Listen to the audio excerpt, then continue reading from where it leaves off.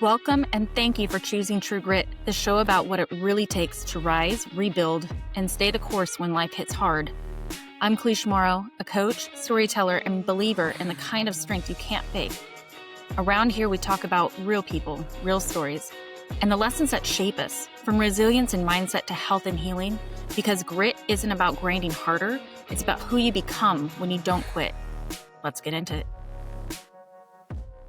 Hello, everyone, and welcome to True Grit Podcast. I am your host, Kalish and Ameera, and today I am joined by Ameera Virani. She is the founder of the Designed Life and Business Coach, and I'm going to fawn on her for a little bit because I have been in awe of her since the moment I learned about her, and I'm just so deeply impressed by what she has by her life story, really, and what she is all about. And I mean, she is a woman who has hosted events with the greats and the likes of Tony Robbins, Maya Angelou, Deepak Chopra, yes, and Oprah. But yeah, again, welcome to the show, Amira. I have just been in awe of you and your story ever since I first heard it months and months and months ago when you were on a podcast of a mutual friend of ours and read your article too in Iconic Magazine. I mean, you're just a true inspiration. So again, wanted to welcome you here and turn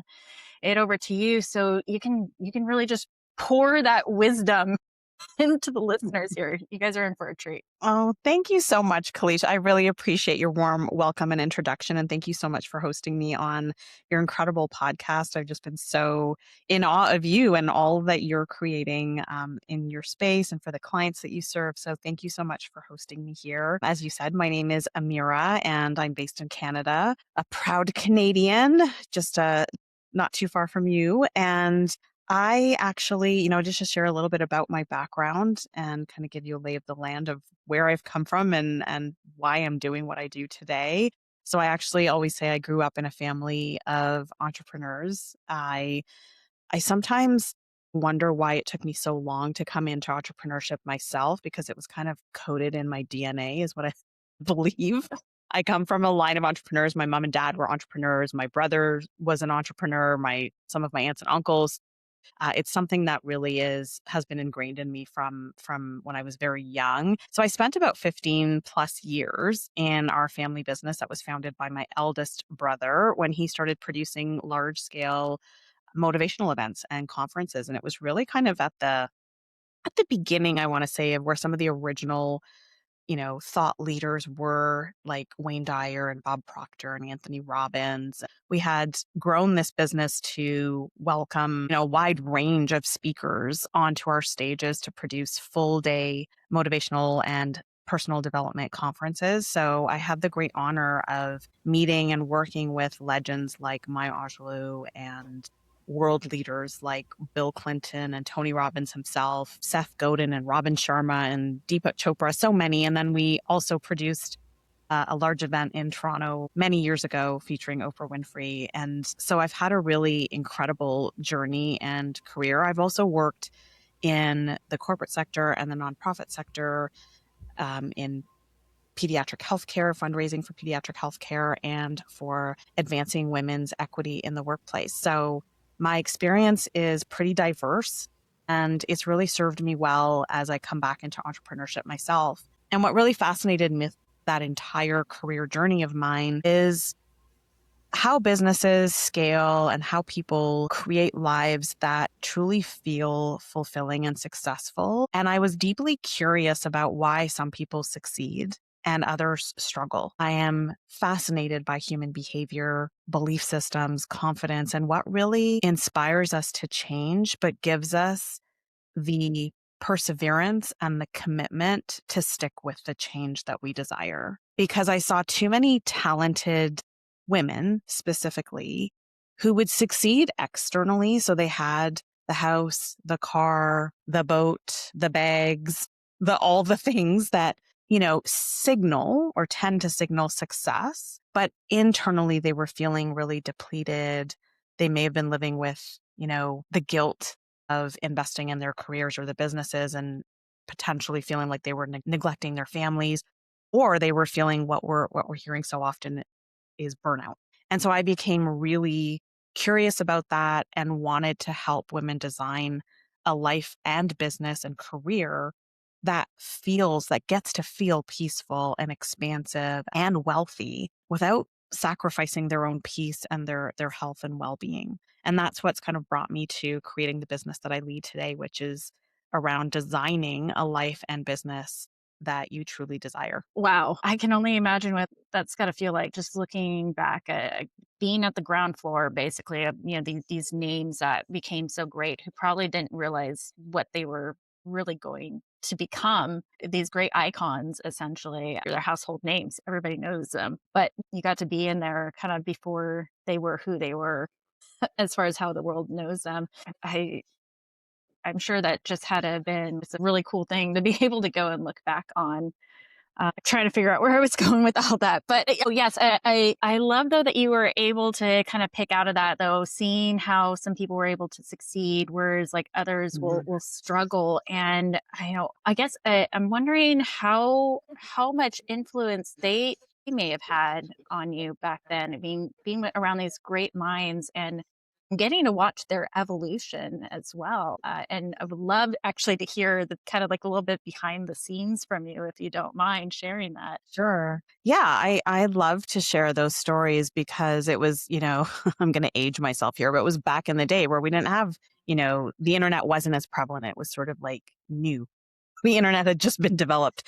And so a lot of the interaction was in person. It was face to face. It was, picking up the phone and making all the arrangements. So I had the great pleasure of learning in my early 20s what it was like to produce world scale or global scaled events. The resilience it takes, the innovation, the creativity that it takes to actually put on an event, to sell an event, to actually get people in the room, to make sure that your event is profitable, and that these speakers who have created these incredible books and programs, and they're out there building big, glorious names and businesses for themselves, that they're coming into a room that is full and that is excited to hear from them.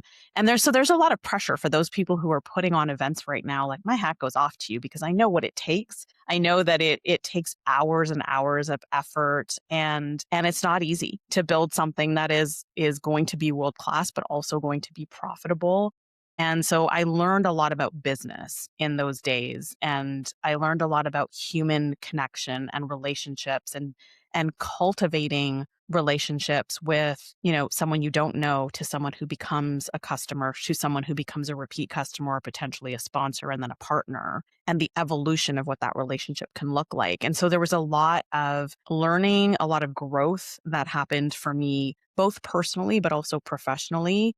And then from a behind the scenes perspective, it really gave me a glimpse into how these incredibly successful people who are out there inspiring us and helping us to feel empowered to create a life and business that we desire, to be successful in marketing and sales and business development, or in our own personal life and fulfillment, what it looks like a little bit, or just even get a glimpse behind the scenes of what their preparation looked like. So being able to see that, before Tony Robbins would go on stage, that he would physically and mentally prepare himself, that he would put himself into a peak physical state to then be able to go on stage for hours and hours and connect with an audience in such an incredibly powerful way.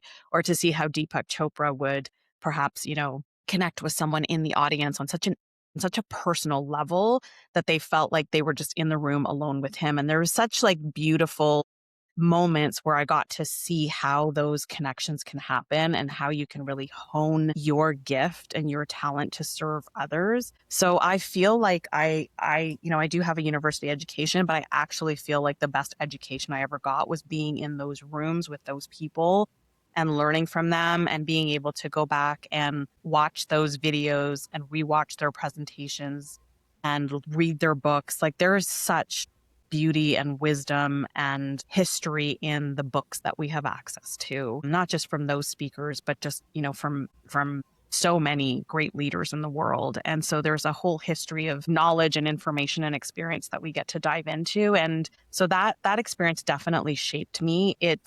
truly believe it's the reason that I'm so passionate about my purpose, which is to serve and mentor other women. It's why I came back to it, and I'm designing my business around it. So yeah, it's definitely shaped who I am. Yeah, I can only imagine, you get to see people put out their very individual genius and these very would you say that when they're stepping into the room that they just kind of all had like their own unique way of doing things? Because I think right now a lot of people want to emulate what they see others doing and maybe lose some of their authenticity in there. With these great minds, did you feel that they were that they kind of already had that confidence, or did they kind of find it along the way of like their own individual genius, I guess, for lack of a better term? Yeah, that's an interesting question. And I obviously couldn't answer, for them personally, but what I witnessed was, through their stories, of course, and through their teachings, is that they themselves were inspired to help others, right? So whether it was to connect with their highest self and, really explore their more spiritual side and the quantum, which is what Deepak Chopra would teach, or whether it was Tony Robbins, who was on, really talking about peak performance and what it takes to be a leader in whatever field you choose and in your life. What I learned from them and what I absorbed was that I know that we all have this capability to be great in whatever it is we choose to be great at, but it requires that we step into a new level of being and doing. And that they say like that 5% of the people who are like truly successful and truly operating and producing at the highest standards, it's because they hold themselves to the highest standards and they're willing to do what 95% of the people are not willing to do.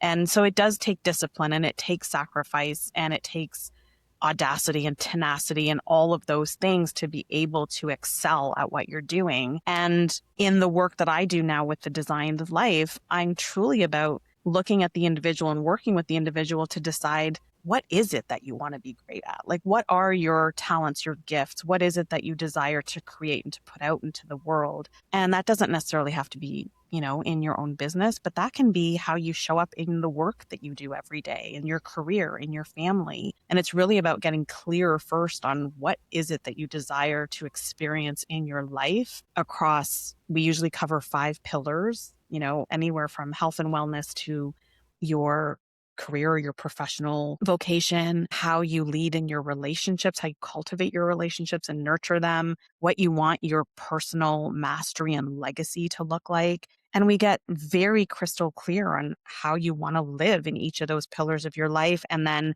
go about how to design it, right? So like reverse engineering it, creating the strategy.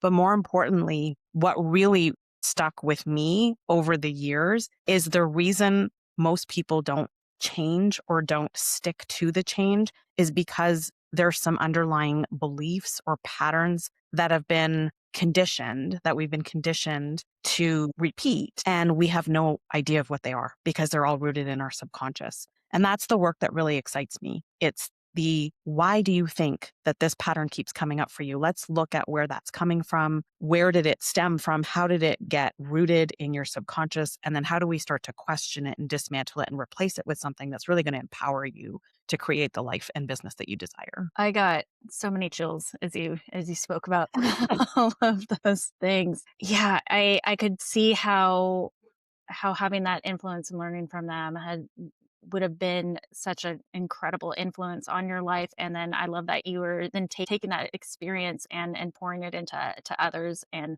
a very potent way. I guess what was coming up for me when I'll ask you a little bit more about it was it's basically, if I'm hearing it right, it's like these old identities. So the things that are kind of keep coming up. Is that am I right in kind of describing it that way? Just these are things that they haven't let go of yet, and then they're still bringing it back in, and it's on repeat, and they just aren't even realizing it because, as you said, with the subconscious. And I would love you to kind of dig a little bit more into the subconscious and how that plays out in our day to day life for us. Yeah, I would love to give, a bit of an overview and just share maybe an example. So our as human beings, we are very much wired for safety. Our brain is not out there going, how can I make you as successful as possible? Your brain is out there going, how do I protect you? How do I keep you safe from anything that is unknown or unfamiliar?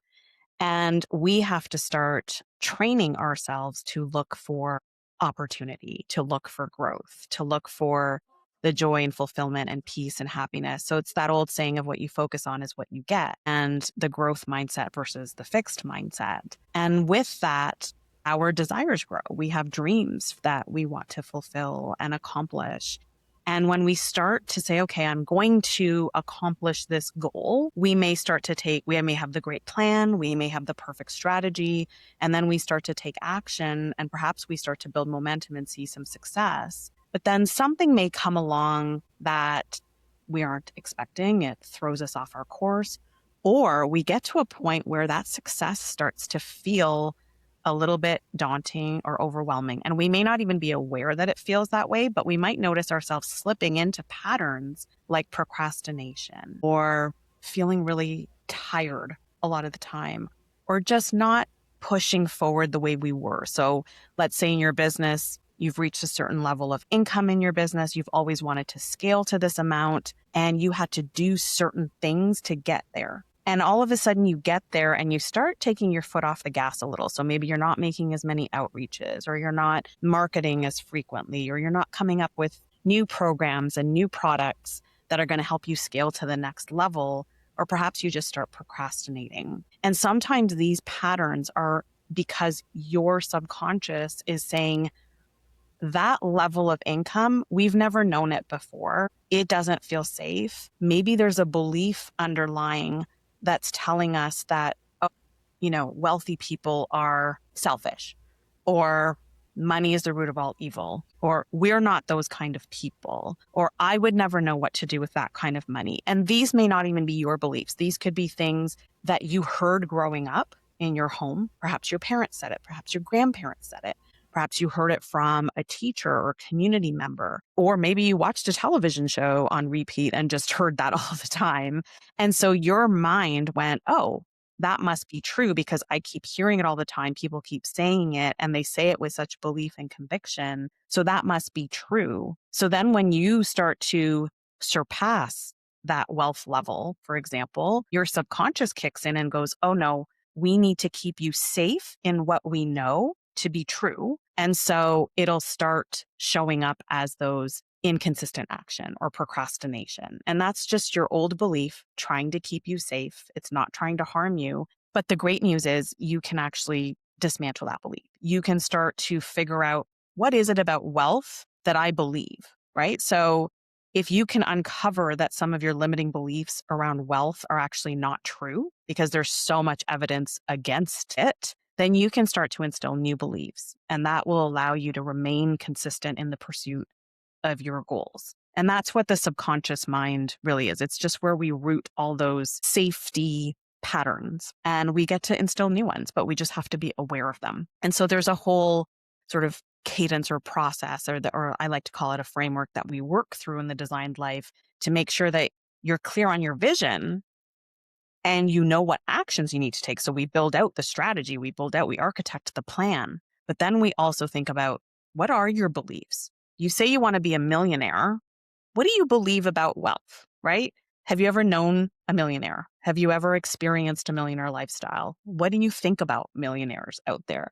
So if you have any sort of limiting beliefs that come up that are in conflict with the thing you say you want, we want to make sure that we reprogram those so that as you move forward, you're moving forward with alignment in the action that you're taking, and that you're not in conflict with a belief, and you don't have that 2 steps forward, 5 steps back kind of feeling all the time. And that when you achieve certain levels of success, it feels really safe in your nervous system, because we also teach how to do some somatic practices and energy practices that are going to make you feel really grounded and safe every time you up level in any part of your life. And we practice that. Like, we practice that to the point where you're practicing it multiple times a week or on a daily basis, so that when you do feel uncertain or unsafe or this isn't for me, you can drop into a practice that's going to help you feel that safety in your body, in your nervous system, and your beliefs are now aligned. So it's almost like stacking everything so that it's aligned and you feel really good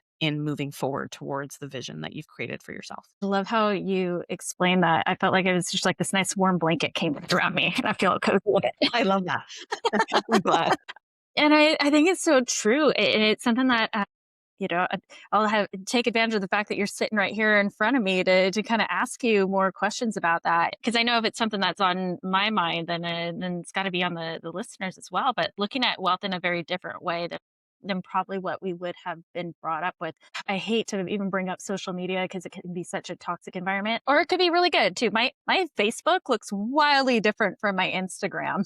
Instagram, but the algorithm knows a different version of me there. The Facebook knows my old version, which was politics and all that. So that's probably part of it. So I see a lot of these really toxic comments that are coming up, and it like the perfect timing. Yesterday, somebody posted up about how millionaires and billionaires, they don't care about you. They don't even know who you are, whatever. Like it was something negative. And somebody else chimed in, or no, I think I actually did say something because I know the guy and stuff. I said, well, I've gotten the pleasure of knowing a few millionaires, and I have to say that they're really deeply caring individuals who really want to do really good things out in the world. And some stranger pops in, though, of course, and has to throw in his 2 cents. But, it's like, no, they only care.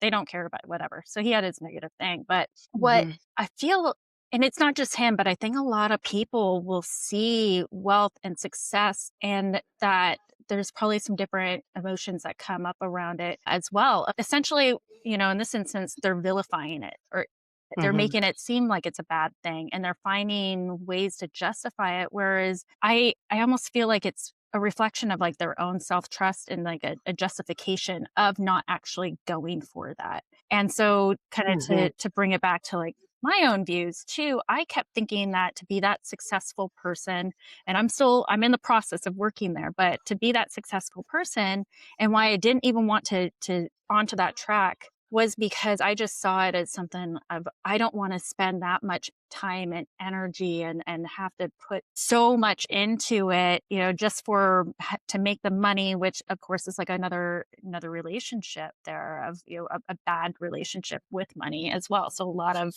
work that has to go around that. But yeah, I appreciate you bringing that up. And it seems like that would be, you talked before about why some people are successful and others just kind of flounder. Does it tend to be a lot about the mindset around wealth, or what usually comes up for you when you're working with people around that? Yeah, it's a you raise a really important discussion, and I used wealth as an example, but you can use really anything in life. Wealth seems to resonate for a lot of people, but typically when you find that you are striving for something but you keep coming back to old patterns and you can't make the progress that you really desire to make, it's typically because there's a subconscious belief, and there is potentially a nervous system dysregulation in terms of the success that you want to hold. So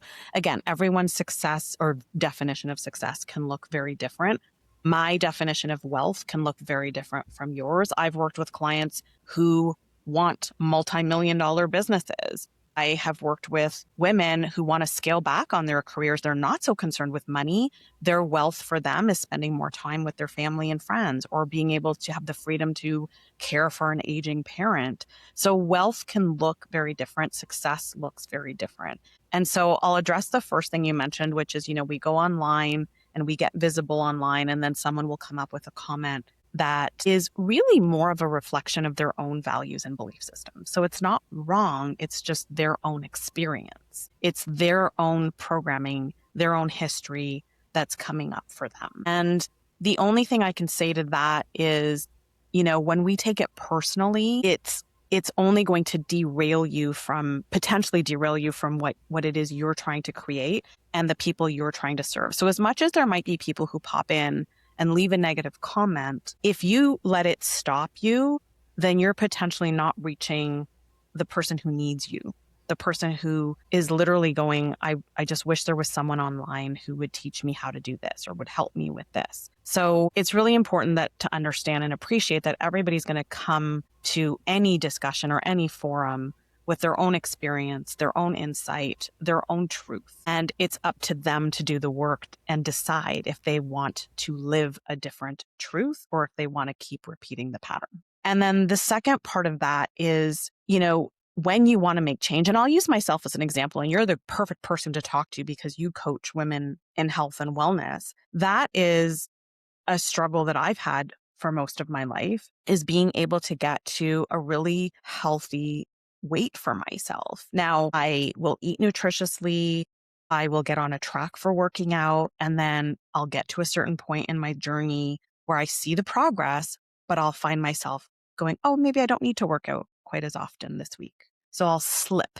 And it's not a big slip. It's like a little one. It's one that's hardly noticeable. But if that slip continues, the momentum starts to slide the other way. And then I'm back where I was 6 months ago. So maybe I've put the weight back on. Maybe I've put on more. Maybe I've slipped into some old habits. Like instead of eating fruit when I want a snack, I'm dipping into Oreos again, right? And so the question becomes, why do I keep repeating this pattern? And that's the work that I continue to do for myself even now, even this year specifically. I'm working with a coach on this myself, is what are my belief systems around health and wellness and embodying a really fit, healthy body, right? So I have some belief systems that I'm working on. And the other part of that is like, even when you work on a belief system, you become aware of it, you work to reprogram it.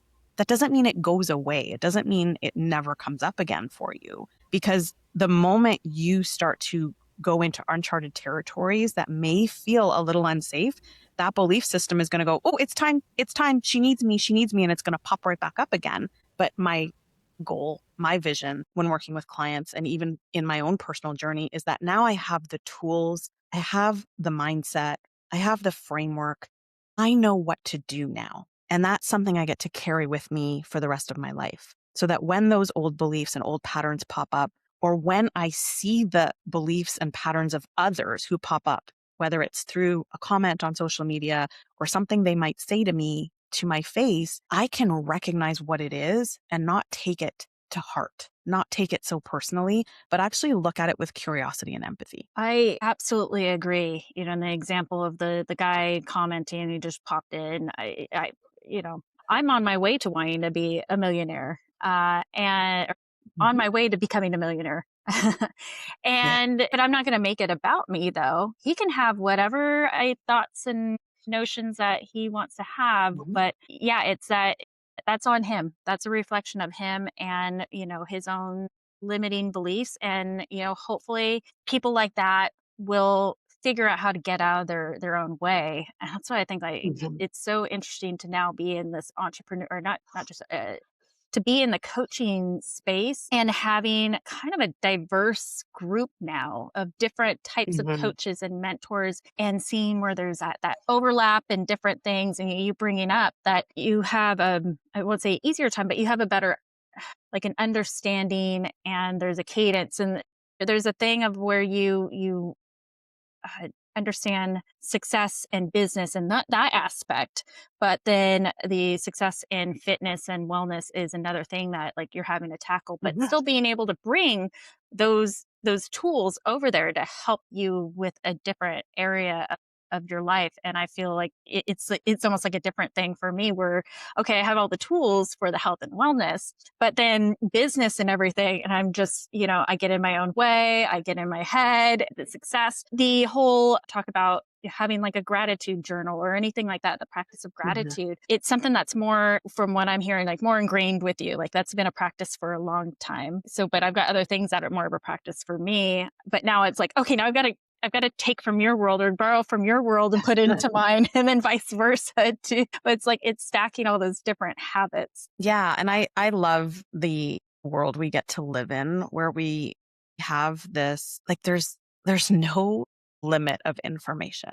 There is no limit to how much you can learn or integrate into your life to make it better and to serve the people that you wish to serve. The challenge in that, see, I grew up again in an non-digital age. So it was literally like if you wanted to learn, you were going to pick up a book, a newspaper, a magazine, or you were going to go sit in a seminar or a lecture. Okay. So that was how we absorbed the information. Today, we turn on our phone, we turn on our TV, we turn on our computer screen. The information is at our fingertips. The challenge in that, there's beauty in that, and there's challenge in that. There's duality in everything that we experience is now your time and your energy are your most valuable currencies, in my opinion. And so how are you going to invest that time and energy? And I read a book recently that it really changed my perspective. And there was a line in the book that said, you are either investing in your future self or you are withdrawing from your future self. So if you are investing in your future self, you're investing in the habits, the practices, the mindset,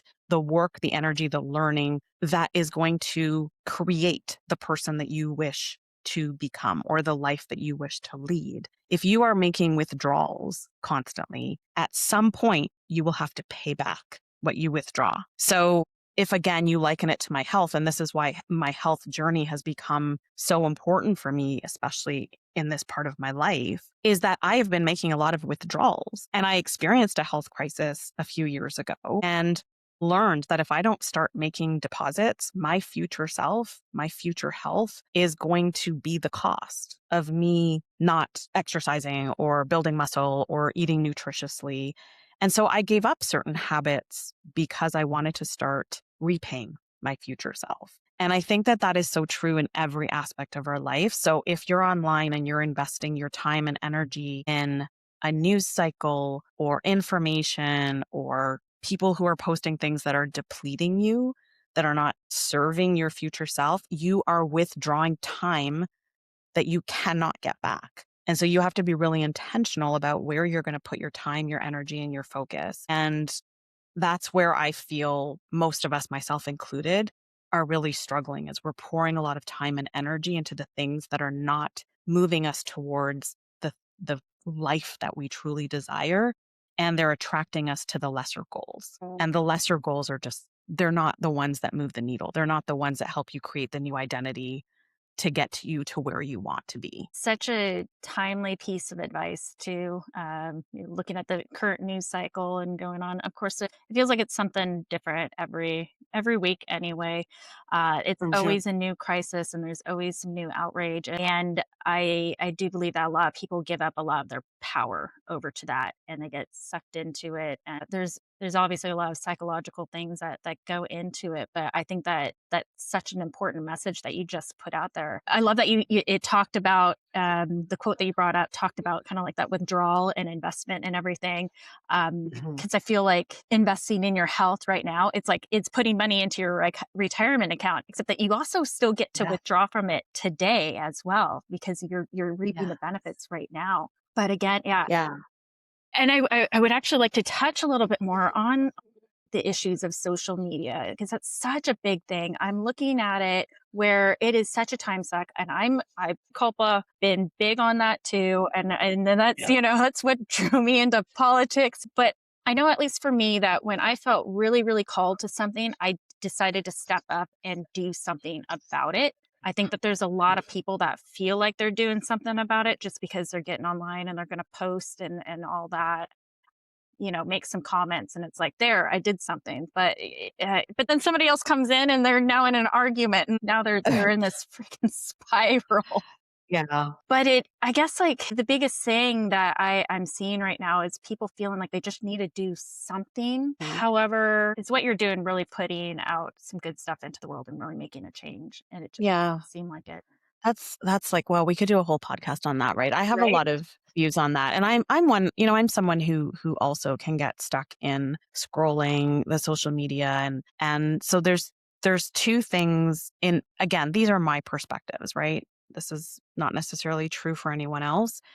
I have worked in the women's equity space before. And so I feel like when it comes to equity and inclusion and giving voice or helping to amplify the voices of those who don't have a voice or whose voice cannot be heard right now, I think that is our responsibility. And I think you have to figure out the best way in which you can do that feels aligned with your values. And so I'm not one to say, don't listen to the news and don't pay attention and turn a blind eye. I believe that a lot of us live in a very privileged society and a very privileged life where we have the ability to make a difference. Yeah, if we see something online that's activating us, the question I would ask and the question I ask of myself is, what can I do to be a part of the solution? Like, let me get curious and let me see, instead of complaining about it, what can I do to be a part of the solution? Because what I notice is that when I complain about it, and I do, I'm human, when I complain about it, my energy dips. I don't feel good. I haven't produced anything good. My family feels that energy leak as well. And so nothing good has come out of me complaining about it. But if I can look at it and go, what can I do to help?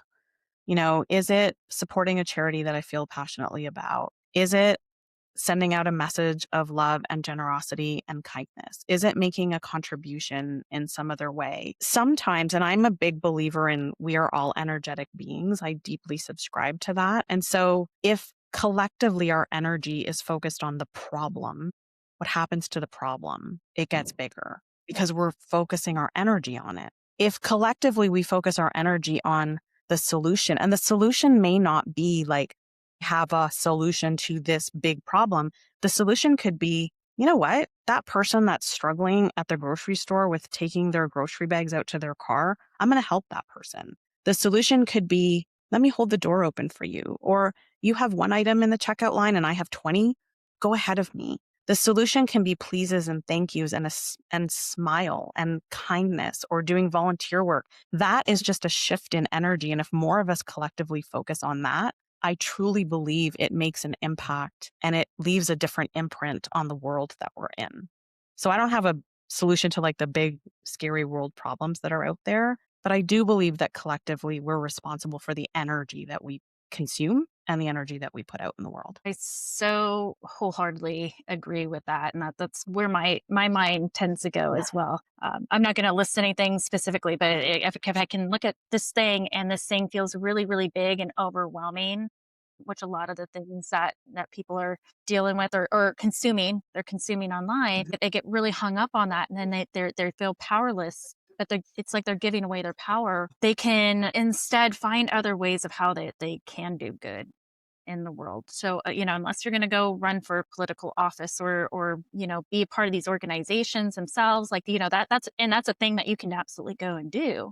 But if that's something Mhm. that doesn't really call to you, there are so many other ways to be that good that's out in the world. And I agree that putting that energy into it and you're bringing up that frequency, the vibration, you show up as Yeah. a better person. I love that you brought that up. And then where can I segue from there?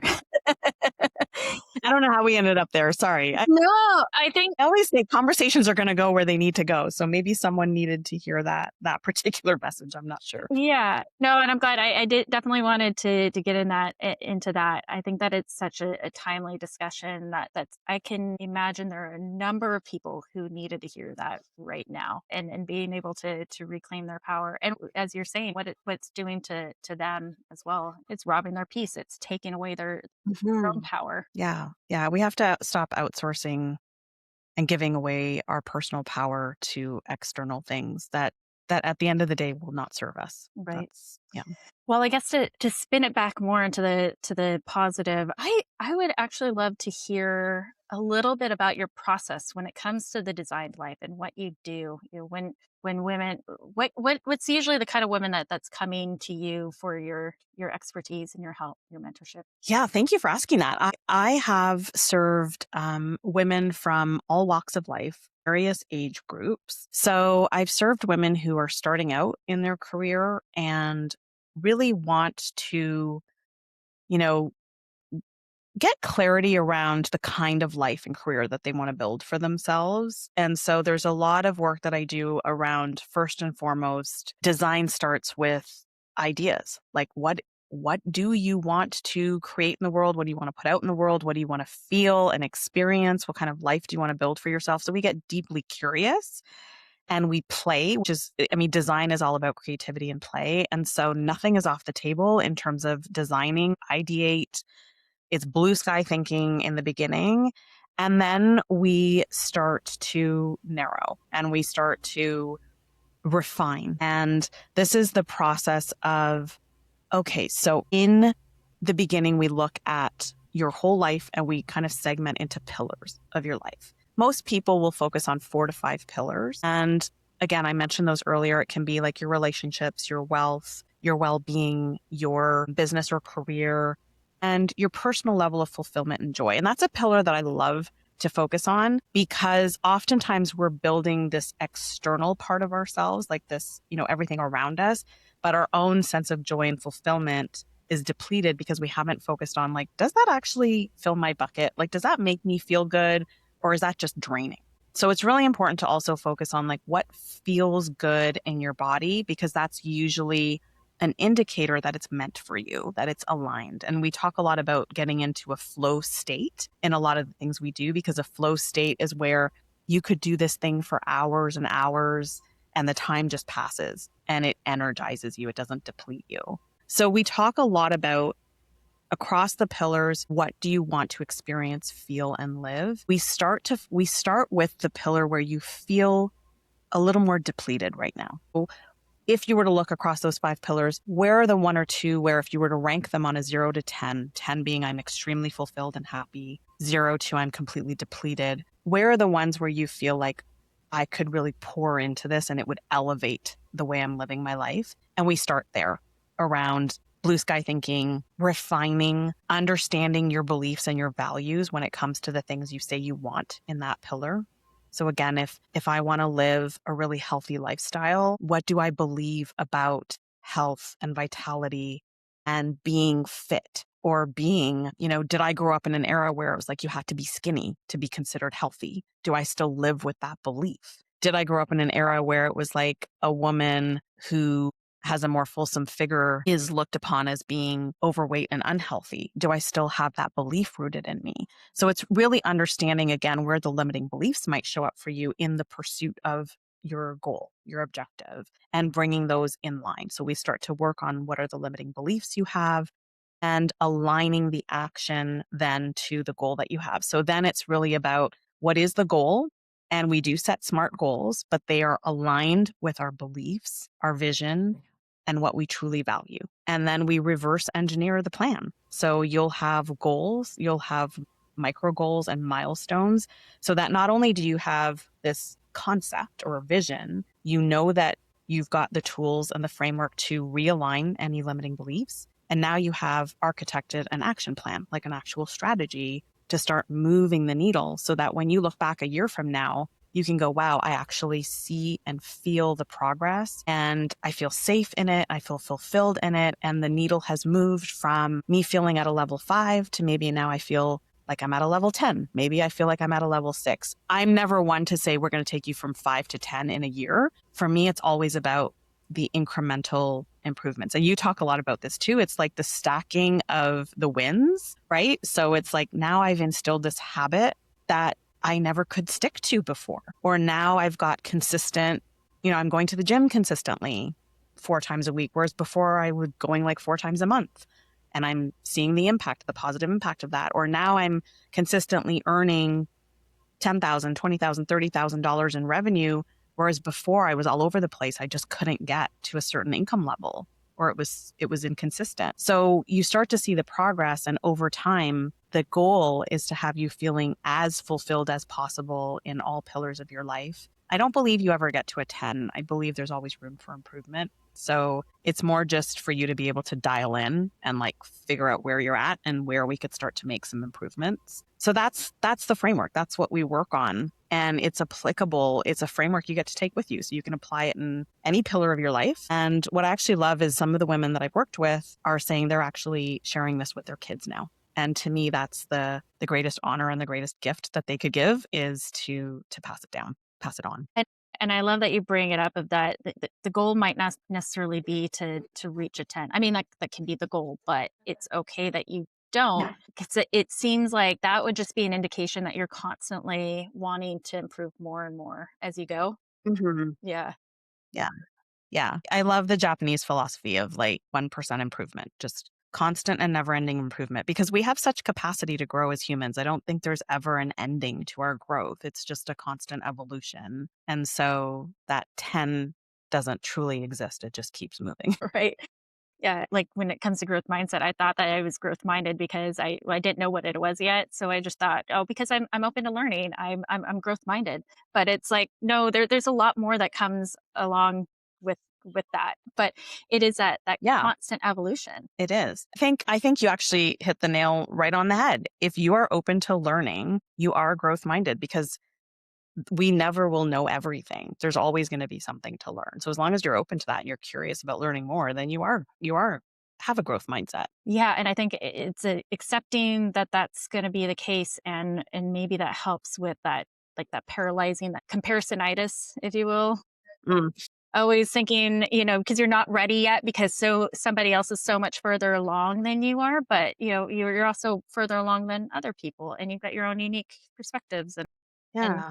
ways that you put your knowledge and your genius out into the world. I agree. I agree. You said this once, and I loved that you said it. I said you said you can't compare your chapter 1 to someone else's chapter 20, Mm, right? yeah. And that's just so true. Like your success is not supposed to look like anybody else's unless if that's truly what you want, but your success can look and feel very different. Yeah. No, I love that. So I was gonna okay, so I am curious as to what your design to life, what does your day-to-day really look like for you and through the week, and how you what you do as your own practice, your own personal practice that supports you. Uh, Yeah, thanks for asking that. That's a continuous evolution. So, for those of you who don't know, I am a mom. I have two very active kids, a 13-year-old daughter and a 10-year-old son. And my husband has a very full career. He travels sometimes and has, long hours. So we're a busy house, as most are, very full household. And so I am really being much more intentional about how I design my days, especially now that I'm in business for myself. As an entrepreneur, you have to lead, and you have to lead yourself as well in your daily and how you spend your time and energy. So it's very easy for me to get distracted. I have lots of ideas and I would love to work on all of them, but I try to be very intentional about how I start my days. So for me, that means, and again, this is a practice I've had to really hone this for myself, is before consuming anything external from a news perspective or a social media post or an article or anything, I will try to create my day first. So some of the rituals I have are like I'm waking up a little earlier to work out a few times a week now. I always try to, before I get out of bed, sit in gratitude and really soak in the gratitude of the gifts that I have in my life. I say a prayer and I try to visualize how I want my day to unfold. And it may not be in specific detail, but I at least have like a idea of what the cadence of my day is going to look like. And then I wake up and I go do my workout if it's a workout day. I'll usually try to journal, plan my day, and do some reading before I pour into my kids in terms of like breakfast and lunches and spending some time with them before they go to school. And then each day in my business is devoted to a particular pillar of the business. So there's one day a week where I'm focused on the internal aspect, the strategic planning, the Q1, Q2, looking at forecasting, looking at pipeline, all of those sort of internal things that the business needs. I spend one day a week on podcasting and doing guest appearances or having guests on my show. So anything to do with podcasting. And then I have days where I'm coaching, purely coaching. So that's my focus. And what I love about that is that every day has its purpose, its focus, and my energy gets to be very, very concentrated in that particular area. And then I always try to create white space in my calendar for me to take breaks, to get away from my computer screen, even if it's just half an hour. And I love to leave some white space for the unexpected surprises that may show up, like my son's school calling to say, hey, he's not feeling well. Can you come pick him up? Or someone who says, I'd like to book you onto a podcast. Do you have some time on this particular day? I like to have those windows or those pockets of time. I usually end my day at a specific time and I try my very best not to get called back into work. But if I have something that I've left unfinished, I will come back to it in the evenings after my kids have gone to bed. But for most part, our evenings are family. It's activities and dinner times and homework and all of that good stuff. Good. I'm glad to, yeah, I feel like I'm on the right track then, just being able to reflect into what Yeah. but to have a glimpse into what you're doing, and you're the pro. Well, you know what? it's funny. Like, I learn from people all the time. I learn from others who have created something in their life, and I'm like, how'd they do that? And then I might engineer something differently in my own days. I think it's a constant evolution, and that's, again, part of design is you're constantly iterating and refining and going back and testing again to see what works. And different seasons call for different things. We have two aging moms who sometimes need some care. And so one of the things I love about entrepreneurship is just the flexibility to work when I want to work and to be able to pour into my family when I want to do that, when I need to do that as well. So good to hear, because a lot of times the entrepreneurship, there's always the joke of you get to choose your hours. You only work half days. It's either the first 12 hours or the second 12 hours, but it really doesn't have to be that way. I mean, to be fair, it's our brains just don't turn off very easily from the business, No. but you have to obviously set that intention around it. Yeah. Yeah. You could, I mean, if you're in entrepreneurship, and I think this is true of anyone in business or career right now, you could spend all your hours, giving your focus to your work. But again, this is about intentionally designing and focusing on the pillars that matter to you. Yeah, you truly do help people and support women in designing that schedule that really truly supports them. The Mhm. nervous system, it makes it way more enjoyable if you can do it in that way rather than it just being hustle and grind. And it really does, it disrupts that thinking that we have to be that way. Yeah, it does.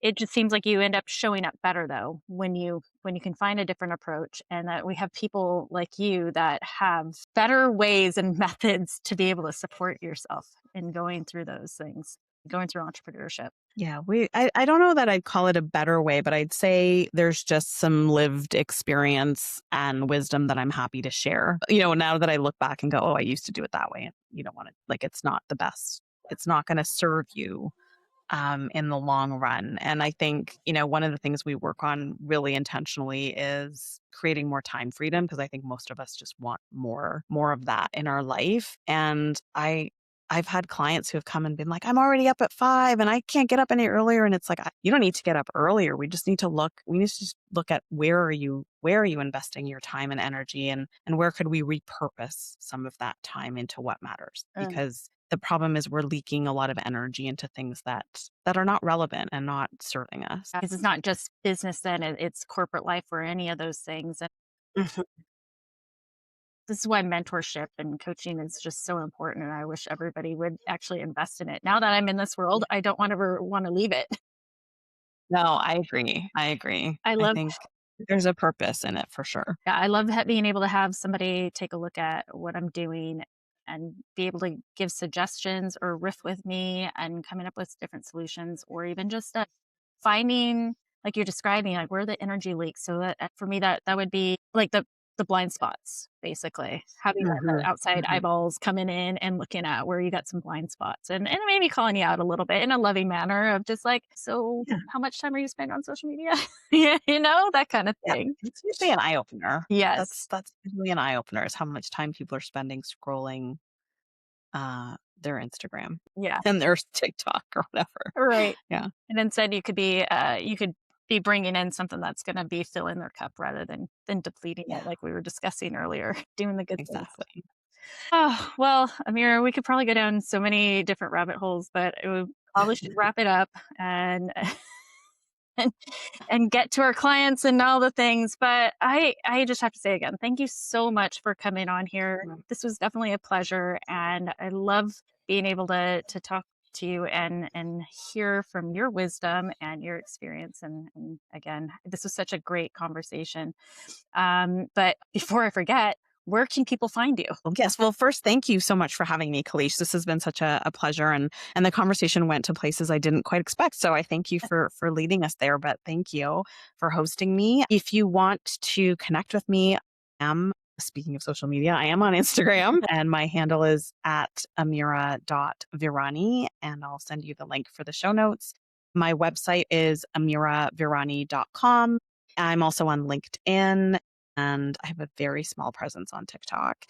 But the best way to connect with me is actually through my podcast. So the Designed Life is available on all listening platforms. You can listen to me and connect with me through the show and get a real taste for my coaching style and some of the topics that I love to discuss. And I also have a weekly publication that I put out every Saturday, so you can subscribe to that. And that's really where I get to share some of the insight, the learnings, the strategy, but also really wonderful case studies of clients that I've been working with who have been, getting some really experiencing experiencing some incredible transformation. So I will send you all the links if you'd like to add those to the show notes. And yeah, I invite you to just reach out in a DM. I'd love to chat back and forth in Instagram direct message as well. Absolutely. And everybody take her up on that and go check out her podcast, The Design Life. It's so much great information, great insight and wisdom that you pour into everybody. And again, just thank you so much. And for listeners out here, please make sure that if you want to return the favor, go ahead and go subscribe to her channels and leave this podcast a review and share it around. But that we will we'll say goodbye for now. But thank you again so much and take care, everybody. Thank you so much for being here on True Grit. I truly appreciate it. If this episode sparked something in you, share it, subscribe, or leave a quick review. It helps more people find these conversations. For more ways to connect, head to true-grit.fitness or come say hi on Instagram at true.grit_bold.wellness. I'll see you next time with more stories, lessons, and a little bit of grit.